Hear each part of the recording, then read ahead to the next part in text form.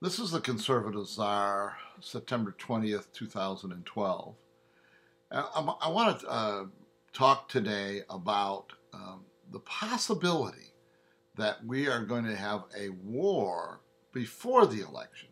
Now, it's only 50 days. It's hard for me to believe that that's possible, but there are rumblings out there where it might be possible.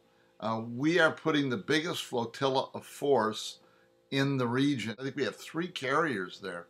Now, the reason given is because we want to protect the Strait of Hormuz, and at the same time, Israel is putting together war games of a very substantial nature. And the two things and the other backdrop of it is that this is something that's going to happen anyway.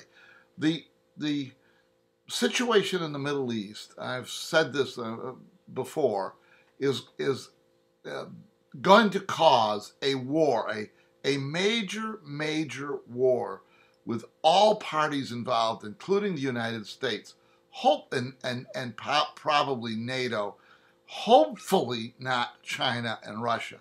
But this is a very dangerous situation. And I believe that war is inevitable in the Middle East as a consequence of the Obama-Clinton foreign policy. Well, since it's inevitable, maybe the timing is that it needs to be done now rather than later. It could be just a purely military decision, but it's strange that it's possible to occur before the election. My point is, one point I want to make here is what if it did?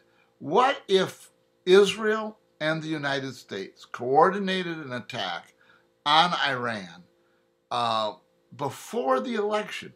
What impact would it have on the election?